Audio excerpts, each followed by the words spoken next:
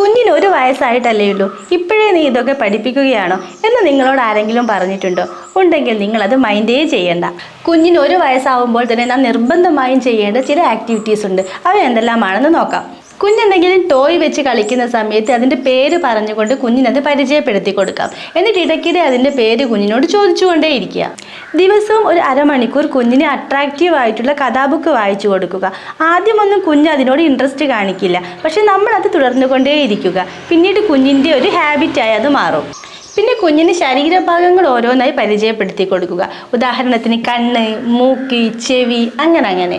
പിന്നീട് ഇടയ്ക്ക് കുഞ്ഞിനോട് മോൻ്റെ കണ്ണെവിടെ, മോൻ്റെ മൂക്കെവിടെ എന്ന് ചോദിക്കുക. അതുപോലെ കുഞ്ഞിന് വേണ്ട സാധനങ്ങളെല്ലാം കുഞ്ഞിനോട് തന്നെ എടുത്തു വരാൻ പറയുക. മോൻ്റെ കപ്പ് എടുത്തിട്ട് വാ, മോൻ്റെ പ്ലേറ്റ് എടുത്തിട്ട് വാ, എന്തെങ്കിലും കളർ ചെയ്യാനൊക്കെ ആണെങ്കിൽ മോൻ്റെ ക്രയോൺസ് എടുത്തിട്ട് വാ, അങ്ങനെയൊക്കെ പറയാം. കുഞ്ഞത് എടുത്തു വരുമ്പോൾ അപ്രിഷ്യേറ്റ് ചെയ്യാൻ മറക്കരുത്. അതുപോലെ സ്ക്രീൻ ടൈം പരമാവധി ഒഴിവാക്കുക.